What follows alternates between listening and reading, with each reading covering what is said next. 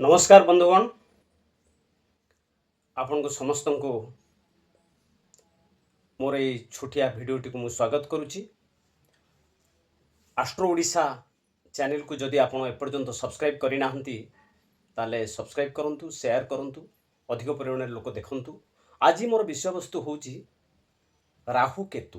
प्रकृत में राहु किए केतु किए, नवग्रह भितर स्थान अच्छी ना नहीं, एवं सी केतेतम ग्रह एवं तांकर जन्म वृत्तांत कौन आ विज्ञान कथा कौन अच्छी राहु केतु उपर विज्ञान कौन कहूँ, वास्तव धर्मी कथा कौन अच्छी ताहा मु आपण आगे आज रखुची। प्रथम आम जाना राहु आ केतु वास्तविक आमर जो नवग्रह अच्छा ये दुई जन को छाया ग्रह बोली कह जाए, किंतु एमान को आम नवग्रह भितर नहींचे। तार कारण हूँ जे आर पौराणिक कथा देखा जेतबले सागर मंथन है से विष बाहरला, अमृत भी बाहरला। देवता माने आपण माने जानिछन्ते बहुत चालाक से माने। तेणु देवता माने कौन कले ना तांको भितर विष्णु होउछन्ति मुख्य। विष्णु कहले ठीक अच्छे, तुम मैंने लाइन होकर बस जाओ, जो मु अमृत तुमको बांटी देवी। गोटे भांडरे अमृत, गोटे भांडरे विष। तेणु तांकर धारणा रहा अमृत मान देवता मान बांटी और विष मान विष गुड़ाक आम क्या बांटा ना असुर मान बांटा। यही जो कथाटा को सुरभानु बोली जड़े राक्षस थिला से जानी पारथिला। सुरभानु सी कौन कला देवता भितर देवता रूप नहीं देवता भितर बस पड़ा।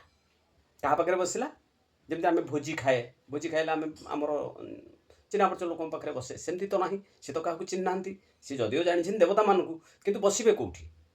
तेणु सूर्य और चंद्र दीपटे थिले, मझिरे सुरभानु बस पारे जगह थिला। विष्णु बांटुंट जितेबाला बांटी बांटी बांटी बांटी जो आसिक सुरभानु को दे से सुरभानु कौन कर जस्ट पीची, जस्ट अल्प टे पीची। यही समय सूर्य आउ चंद्र कहीदेले जे बर्तमान ये राक्षस। विष्णु इमिडिएट चक्र रे तार बेक को काटिदेले। बेक को काटला कौन है ना किसी अंश तार पलैं भितर को, बहुत बहुत अंश भितर को पलैं, जहाँ को आम केतु बोली कहूचे। दी खंड हो गला, तो दी खंड जाक बंचिले। कहीं बंचिले ना जेहेतु से अमृत पीते। तो राहु आ केतु, मुंडटा है राहु, तलटा है केतु। अनेक एस्ट्रोलोजी कह जाए ड्रैगन्स टेल, ड्रैगन्स हेड। आम कहे राहु केतु। किंतु राहु जेहेतु बहु परिमाण में पीते अमृत, से सबुदिन से मुंडटा अमर होकर रहा। देखो आपंकर मंदिर देखिए, मंदिर जो सिंहासन देखिए, सिंहासन उपर राहुर मुंड लगे कंपलसरी। तेणु राहु केतु ये हेले आमर कथा। किंतु नवग्रह भितर एम स्थान पाइले, नवग्रह भितर आम गणना कराए। कहीं गणना कराए ना एमानकर प्रभाव आम उपर अच्छी। विज्ञान कहे जे वास्तविक सूर्यर बलय हूँ यहाँ, सूर्यर बलय एवं सूर्य चारिभागे पृथ्वी तार गोटे बलय नहीं घुरुची। एवं से जो काल्पनिक रेखा ता भीतर जो घुरुंट ये गोटे क्रसिंग हो सूर्यर बलय पृथ्वीर बलय प्लस चंद्र भी गोटे बलय काटुची। ये भीतर गोटे क्रसिंग होटा को आम कहे राहु उपरटा कह जाए उत्तर मेरु बा उत्तर नोड, तलटा कह जाए दक्षिण नोड। उत्तर नोड रे रहिले राहु आउ दक्षिण नोड रे रहिले कि केतु। एमान प्रभाव कहीं बेसी रहा ना ये जेहेतु गोटे जंक्शन, तेणु पृथ्वी उपर यार गोटे प्रभाव रहा। ये जो नवग्रहंकर देखो शनि अच्छा सबुठ दूर में, आम सबुठ लाटेस्ट ग्रह दूर में। देखो शनिंकर सब जो काम हम धीरे धीरे हम, डेरी हम, विलंब घटो, ता हूँ शनि ग्रह। तेणु से भाव में राहु केतुंकर कि आक्शनटा बहुत जोर, कारण ये बहुत पाखरे पृथ्वी ठार रही।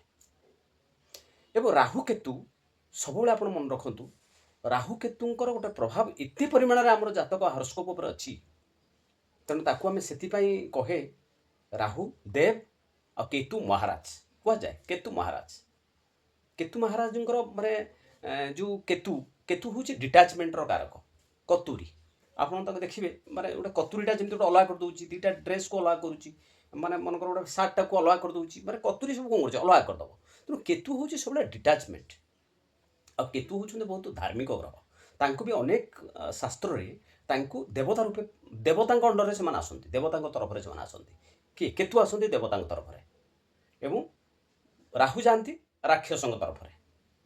ଧର ଶନି, ରାହୁ, ଆପଣଙ୍କର ମାନେ ଅନ୍ୟାନ୍ୟ ଯେଉଁ ଗ୍ରହମାନେ ରହିଲେ, ବୁଧ ହୁଅନ୍ତୁ, ଏମାନେ ଶୁକ୍ର ହୁଅନ୍ତୁ, ବୁଧ ନା ଦେବତା ନା ମାନେ ଅସୁର, କିନ୍ତୁ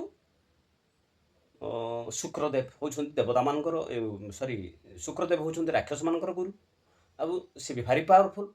ତେଣୁ ଶୁକ୍ର, ଶନି ଆଉ ରାହୁ ୟାଙ୍କୁ ଅସୁର ବୋଲି ବିବେଚନା କରାଯାଏ, ଦାନବ ବୋଲି ବିଚାର କରାଯାଏ। ଏବଂ ଦେବତା ହେଉଛନ୍ତି କେଉଁମାନେ ନା ଆଉ ବାକି ଯେଉଁମାନେ ରହିଲେ, କିନ୍ତୁ କେତୁ ବି ଦେବତାଙ୍କ ଭିତରେ ଯାଆନ୍ତି। ଅନେକ ଶାସ୍ତ୍ରରେ ତାଙ୍କୁ ଅସୁର ବୋଲି ବିବେଚନା କରାଯାଏ, କିନ୍ତୁ ବହୁତ ଶାସ୍ତ୍ର ଅଛି ଯେଉଁଥିରେ ତାଙ୍କୁ ଦେବତା ବୋଲି ବିବେଚନା କରାଯାଇଛି।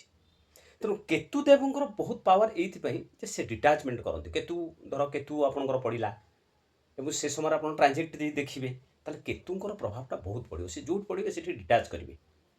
ଧର ସୂର୍ଯ୍ୟଙ୍କ ପାଖରେ କେତୁ ପଡ଼ିଲେ, ଯଦି ଡିଗ୍ରୀ କନସେପ୍ଟକୁ ଆମେ ଯିବା, ସୂର୍ଯ୍ୟଙ୍କ ପାଖରେ କେତୁ ପଡ଼ିଲେ ତାହେଲେ ଆପଣ ଦେଖିବେ ସେଠି ଆପଣଙ୍କ ବାପାଙ୍କର ଡିଟାଚମେଣ୍ଟଟା ହେବ, ଡିଟାଚମେଣ୍ଟ ହେବେ ସେ ଆପଣଙ୍କଠାରୁ। ମାଆଙ୍କ ଉପରେ ପଡ଼ିଲା, ଚନ୍ଦ୍ରଙ୍କ ଉପରେ ପଡ଼ିଲା, ଚନ୍ଦ୍ରଙ୍କୁ ଆମେ ମା ବୋଲି, ରାଣୀ ବୋଲି କୁହେ। ଫାଦର ହେଉଛନ୍ତି ସୂର୍ଯ୍ୟ ବା ରଜା, ରାଣୀ ହେଉଛନ୍ତି ଚନ୍ଦ୍ରମା, ମଙ୍ଗଳ ହେଉଛନ୍ତି ସେନାପତି, ଗୁରୁ ହେଉଛନ୍ତି ବୃହସ୍ପତି। ଏଇ ଟାଇପ୍ର ଆମେ ଦେଖିବା, ଗୋଟେ ରାଜ ପରିବାରକୁ ଯଦି ଦେଖିବା ତାହେଲେ ଏଇ ଟାଇପ୍ର କଥା। ତେଣୁ ଏଠି କ'ଣ ହେଉଛି ନା କେତୁଙ୍କର ପ୍ରଭାବ ଯେଉଁଠି ପଡ଼ିବ ସେଠି ଡିଟାଚମେଣ୍ଟ କରିବ, ଆଉ ରାହୁ ଯେଉଁଠି ପଡ଼ିବେ ସେଠି କ'ଣ କରିବେ, ବଢ଼େଇ ଦେବେ। ମାନେ ମନେକର ଜଣଙ୍କର କିଛି ରୋଗ ହେଇଛି, ରାହୁଙ୍କ ଦୃଷ୍ଟି ପଡ଼ିଲା, ତାହେଲେ ରୋଗଟା ବଢ଼ିଯିବ। ଆପଣ କ୍ୟାନ୍ସର କୁହନ୍ତୁ, ଯେଉଁଟା ବଢ଼ିବା ଜିନିଷ, ସେ ହେଉଛି ରାହୁଙ୍କର।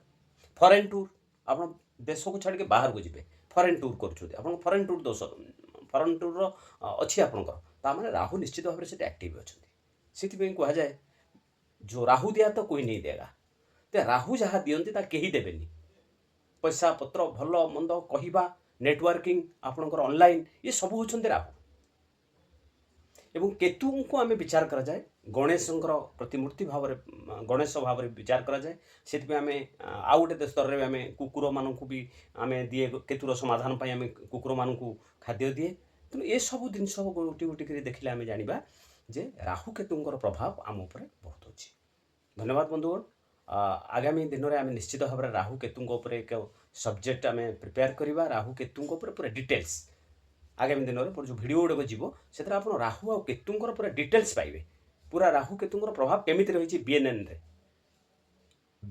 ଅନୁଯାୟୀ କେମିତି ରହିଛି, ଆଉ ଆପଣଙ୍କର ଲାଲ କିତାବ ଅନୁଯାୟୀ କେମିତି ରାହୁ କେତୁଙ୍କର ପ୍ରଭାବ ରହିଛି ମଣିଷ ଜୀବନରେ, ତା ମୁଁ ଗୋଟି ଗୋଟିକି ଆପଣଙ୍କୁ ବୁଝେଇବି।